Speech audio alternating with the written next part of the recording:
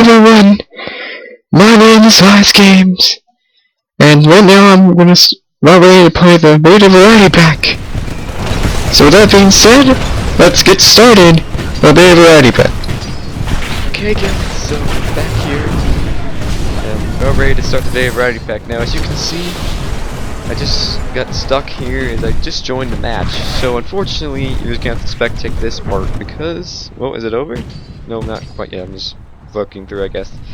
But anyway, yeah, you can see this this is the last Titan standing, but I'm not actually playing because I joined later. Anyway, you can kind of just see, and you know, the three modes they've shown are pretty interesting of Titanfall. They seem pretty cool, so I'm kind of excited, and I'm really looking forward to this game coming out for PC and Xbox One. Some people may complain, oh, it's too slow, or it's way too fast, or that.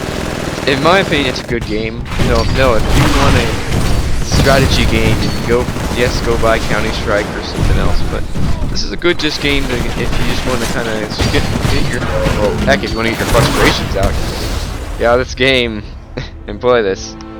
And so we'll see how things go here in the future with that. So hopefully, I think this game's going to do well, and hopefully it does, because it deservedly so deserves to get most of the credits of art deserves, because honestly, you know, a lot of Titans, they come through, they're broken, they're not working correctly.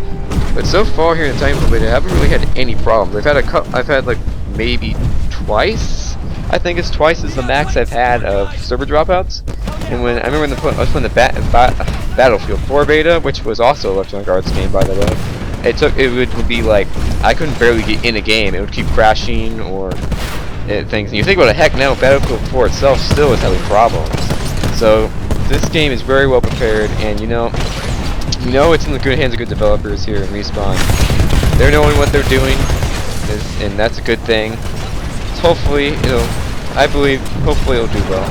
Now we'll look at it. Was it going to get a perfect 10.0 in a review skill? No, it probably won't. It'll probably get like 8.5, probably 8 to 9 with them, I guess. Depends on the perspective of the reviewer and stuff, and then because like if you're a PC enthusiast, you're probably gonna put it more on the 8 side. It's not.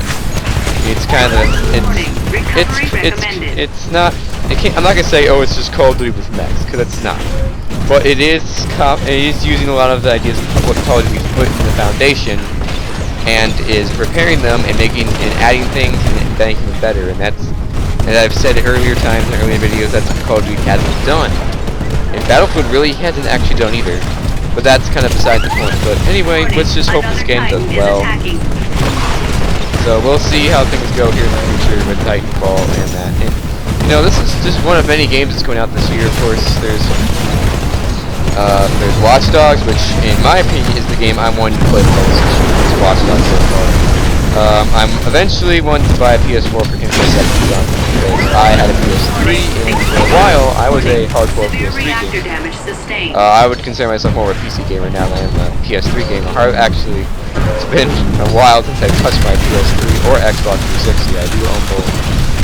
So, and I haven't found a reason to really pick them up when I can play every game on PC in better looking qualities, and a lot of times for cheaper prices. And the Steam has been great, you know. And the thing that's made nice about Steam is it's not just, you know, a problem. They've made the games cheaper. They give you sales, so it's not just like, oh, it's just DRM, because that's the thing that Microsoft didn't do right. And that's what I've said. That's when, in my opinion, has been the problem with Xbox One, was when they had a DRM problem. It wasn't that, oh, you know, no one wants to use games, yes, but the main problem was there was no benefit. I mean, there was family sharing, but of course now Steam has that. And Microsoft got rid of it, so what was the pro of the blocking the used games was more of a money greed system. But what I think would have happened is if they would have said, oh, well, we're going to block used games, we'll make games $10, $15 cheaper, I think people would jump on the bandwagon, because that's basically what Steam is. Steam is a service that you can't play used games on, you can't sell your games back to GameStop, but the games are cheaper, and that's why it's better. Pretty much every developer that I know for, except for Activision with the Call of Duty series, sells their games at a cheaper price, and that's why people are willing to use the DRM you could say DRM Steam system to buy their games, and that's why, because they think, oh well, I know it's bad, and It's DRM, but it has benefits. They have cheap sales every summer, winter, and they have one at Halloween. They have one a little bit after that in the fall. And of course, they have your big summer and winter sales, which mark games insanely cheap. I mean, heck, I got let me think of all the games I got cheap. Or Amazon was too, Black Friday. But anyway, I got all the Saints Row games for what? I think it was $20. All 3 of them that are on the PC for $20. And I've never seen a Best Buy or Walmart be like, oh hey, get Saints Row 2, 3, and 4 all for $20. Never. I've never seen that. And that's why Steam's good. And it's because Steam gives you benefits. And that's why what Microsoft didn't do. They didn't have any benefits. You're still, most likely your games are still going for $60. And heck, not even until now, this is finally thinking of, hey, maybe we should make our games cheaper. Maybe we should follow Steam and see what they're doing. And it's they sell the games just a little bit, $10, $15 cheaper. You get a heck of a lot more users. And people will give over their used games for $10 to $15 because that's probably how much you're gonna get back from GameStop. GameStop rips off the consumers, in my opinion, for games. Most games you don't get a huge amount of money back. You get like $5, $10, $15 for new games. Unless you sell them back like a week after you bought them, it's gonna be only like $15. So for most people, it's not even worth it to go back to the GameStop. Why would you do that if you can get a game $15 cheaper in the first place? And that's why I feel like they could do well in the future, and that's what Steam does well. But anyway, as I was talking about the Xbox One, that's the one thing that they didn't do right, and it's because the one thing they had was family sharing, but family sharing is not enough. It's not something that family sharing. It's nice, yes, and you can give your used game that one friend was the system. It's just okay. I mean, it wasn't bad. It was smart thinking, but they got themselves dug in a hole and they didn't answer many questions in the beginning. And for the longest time, until finally they started realizing, oh crap, people don't want this. They weren't even going to offer probably family sharing. They were going to offer. They didn't offer used game systems. That was after E3 when they realized, oh crap, we are losing this battle by quite a bit. And honestly, if they want to reverse that system, who knows what this number could be right now. They're probably double what they are now. Right now, it's like, let me think. It's like 5.3 million PS4s, and we have how many Xbox Ones? I think we have like 3 to 4 million. But if it was the other way around, it'd probably be like 8 million to 1. Honestly, I'm not even joking. That's probably the serious numbers, and probably maybe even less than that. That's how bad it would have been for Microsoft. And the good thing is they switched their policies around, and they realized their mistakes and fixed them. And that's, it's kind of hilarious because that was the same exact mistake Sony did with the PS3. They wanted an all-entertainment system, so they can do everything, and they were arrogant about it. And in the end, they lost. In a way, they kind of lost the war because they basically ended with a truce with 360, which lagged probably behind the Wii U by quite a bit. So the Wii U, I don't count as a huge amount on the console wars, because the Wii U, it wasn't your everyday console. It's not your console you go and sit down and play Call of Duty on. It was a different kind of console. It was something new. It was something innovative. It was something that most people hadn't seen at the time. It was like, hey, how about you roll with an actual thing? People were like, oh my god, I want to try this. So people did, and it was a good system for a couple years. And until a couple years later, people got, well, why the heck am I doing this? Why the heck do I want to play bowling for hours on it? And the other was, it wasn't. It was made for more. Those kind of things were made more for a casual user who wants to sit down, play 30 minutes on a console before they go to bed. That's an older person, and it was fine for them. But for a person like me who likes playing I don't really seriously Call of Duty, but let's say I like playing games like Watch Dogs and stuff, that wasn't the system for me. And so a lot of people got rid of their Wii U's actually after a couple of years. A lot of hardcore gamers did.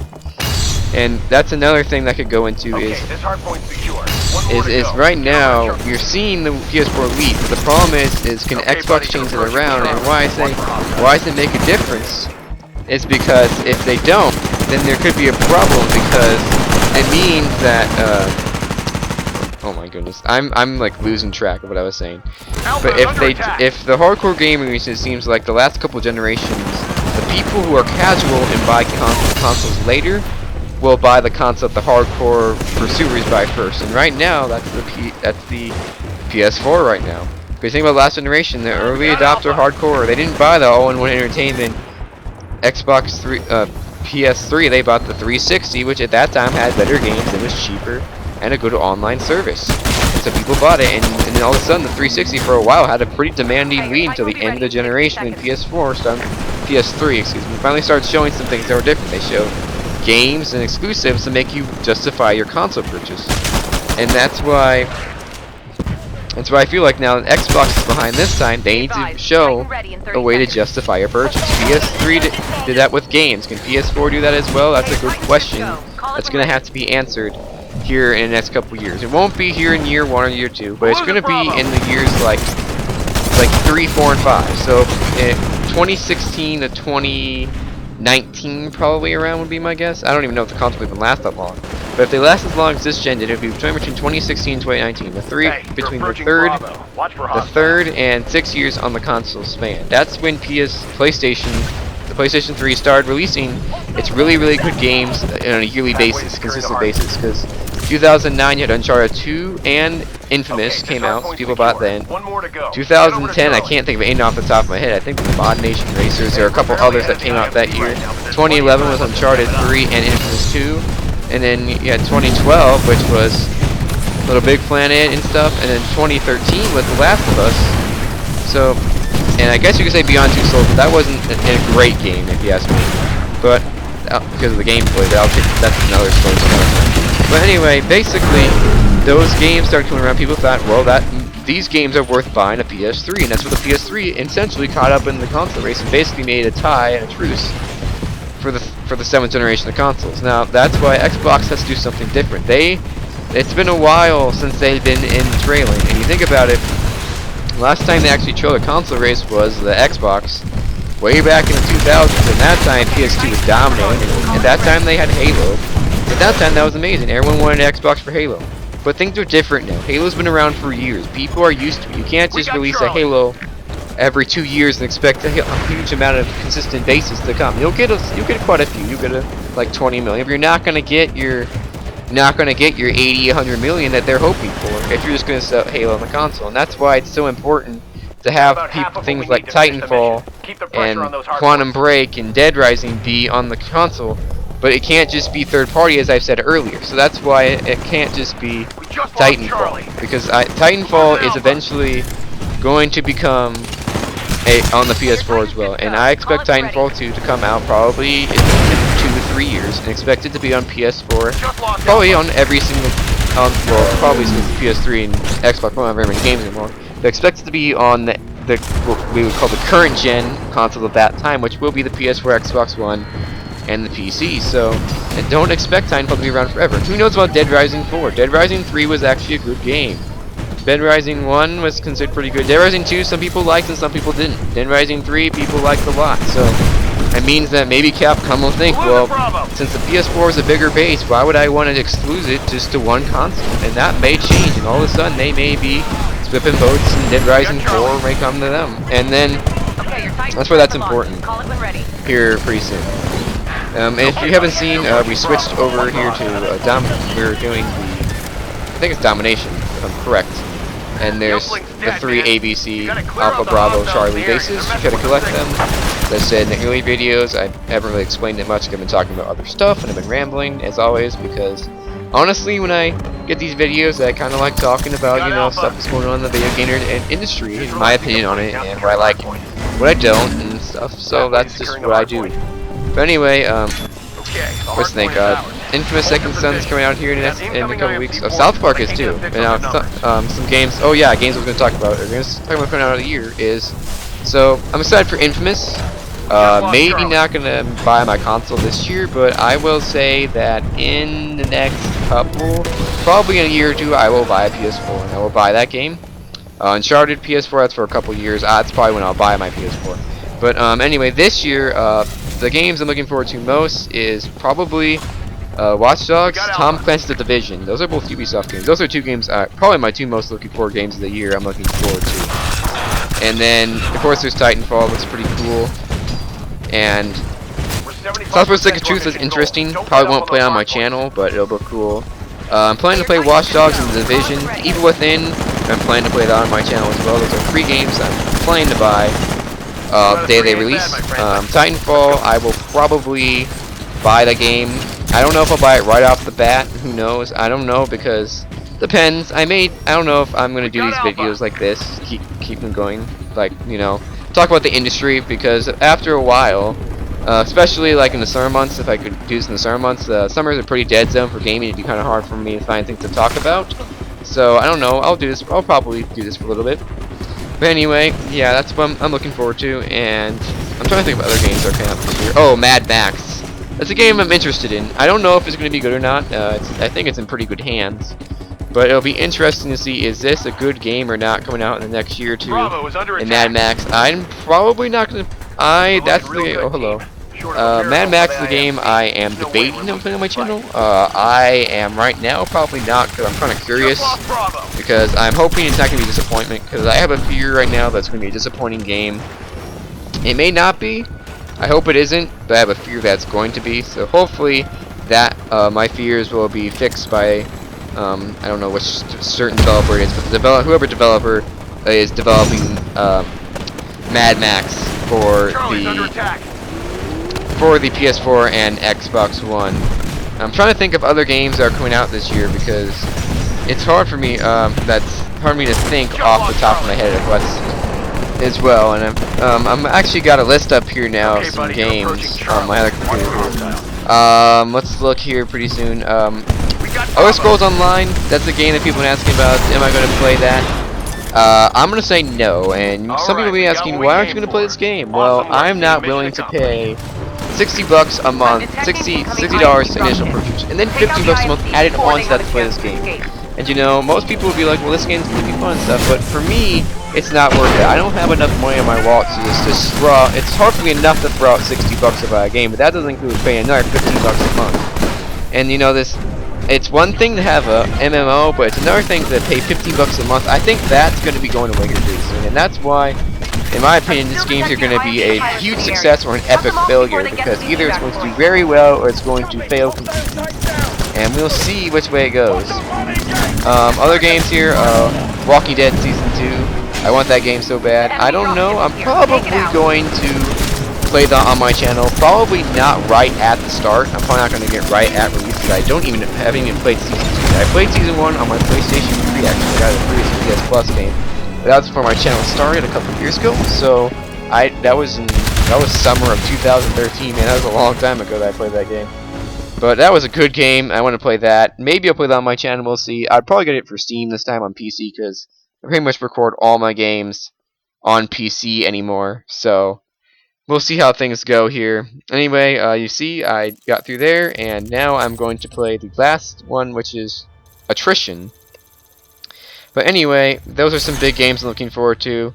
Another one that's coming out is Wolfenstein: A New Order. I think that's what it's called. Is that correct? Wolfenstein: New Order? I think it is. I need to find it out here on my list. Yes, Wolfenstein: New Order. So that's the game I'm looking forward to. Not planning to play on my channel again. There's only a couple I've been really planning to play, because I actually have quite a few games that I'm planning to play here on my channel here pretty soon. Not all of them are going to be exactly new. I have some series coming out here and some stuff. So as you saw, I just finished Crisis 2 not too long ago, so hopefully I'll get that fixed. I also have just finished Battlefield 3, so I'm going to try to finish off some of these series with Tomb Raider and these and Metro. Metro, probably going to keep it on Friday, one video a week. Tomb Raider, as you see, I have another video out today. I'm probably going to try to step it up a little bit, try to get that one done with. As I have many games coming in. I have 2 other series for Thursday.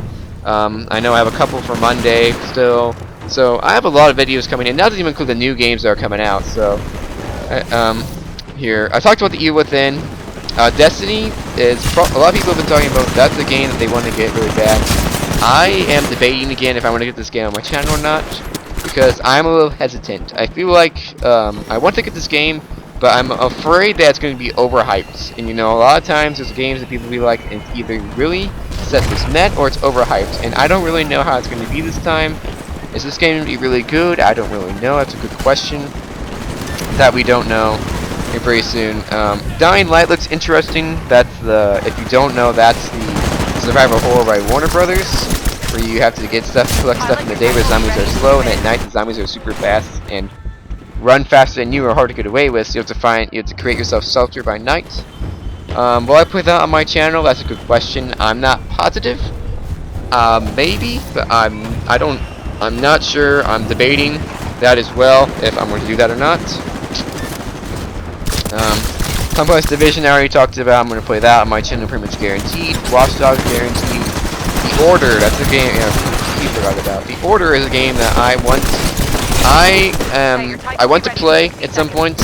Will I play the game release? No, because again, as I said, I do not own a PS4, and right now I have not found a huge justifiable reason to purchase it. Now, because honestly, all the games that I play on my PC, and they look just as good, if not better. So for me, there's no reason to buy it. Now, if you don't have a gaming PC, and some people just don't want to do it, or some people can't afford it, then they buy a console, and that's fine. Even though there's a huge misconception with PC gaming itself. It's expensive, and it's hard to do, and things like that. It's not really that hard. I'll just tell you right now. If worst comes to worst, just buy something. Buy one cheap on Newegg. Buy one. You can find them relatively cheap. Is it cheaper to build one yourself? Yes, it is. But it's not hard to make a PC that runs games on medium to high settings for probably under the price of a PS4. It's not impossible. It's actually not that hard, because just all you gotta do is you have to find a decent processor, like an well, it's debatable, probably an i3 or an i5, one of the two. And then you gotta find a good game. You gotta get a good graphics card. That's one thing that matters. But you don't have to get one that's right off the year. A lot of people make misconceptions that, oh, you gotta get the one that's right out in 2013. You got the 700 series. You don't have to do that. Just get the one, get the 600, get the 500 series. If you get the higher end cards, they'll be relatively cheap and they'll have the same performance pretty much. NVIDIA actually doesn't change their graphics cards a huge amount every year. They do change every once in a while. And some things they change, like the bits and the performance in them. But most of the time, it's not a huge significant difference if you make 2 times right. So sometimes you can get a one with like a GTX 690 run just as well as a 780, and you'll get it for cheaper. And that's why that's a misconception of PC gaming. Oh my goodness, it's so expensive. It's not. It's really not expensive. And you know, I thought for a while, oh my goodness, PC game was expensive. And I got my computer. I'm really happy with it. I didn't even pay that much for it. It didn't take me very much. I only paid a couple hundred. Well, it wasn't a couple hundred. It was like $500–600. I'm running pretty much any game I want, medium to high settings, and I'm proud of it. And I can run anything I want. I can run Bandicam in the background and record these games and do all this stuff for you on my PC pretty easy. And that's the one nice thing also as well. If you would ever want to get into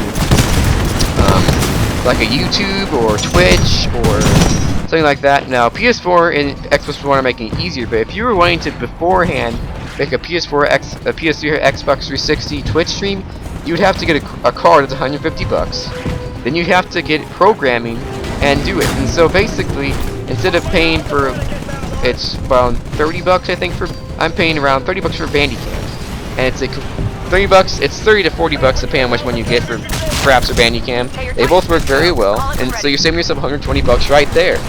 And it doesn't even include the hassle of having the having the thing, because if you have your footage on your PC, you have to move it from connected to your computer, so your console actually would have to be relatively close to your computer. You can just have it, you're right there, you're playing it. There's no cables or anything to get in the way. Now that sounds like a really lame excuse, but it's true, and sometimes the cables can get annoying. Honestly, they can. And get in the way and stuff, so that's why I don't like the misconception that PC gaming is just too expensive, I can't do it. You can do it if you want. Now, a lot of people just like to sit on their couch and play games, and that is fine. That is fine, and if you want to do that, that is great, because you know what, every once in a while, I feel like, man, I want to sit on my couch and just play Infamous and shoot some people, and that's fine. If you want to do that, then get a console, and that's what a lot of people do, and so that's why I don't disrespect you if you say I don't like PCs. It's fine. There's nothing wrong with that. But it's just that I don't like when people say the misconception, oh, PC gaming is $1,000, $2,000.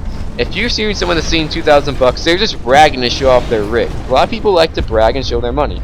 But the truth is, not everyone who owns a PC is uber rich. I'm not uber rich, and I have a gaming PC. It's not, and you don't have to be uber rich to have one. You can be uber rich and have one, and a lot of people who are super rich do have one because games look better on a PC. There's no doubt about it.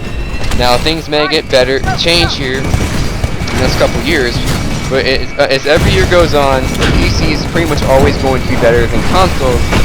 So if you're wanting to get a huge graphics experience, then you might as well play on a PC and not on a console.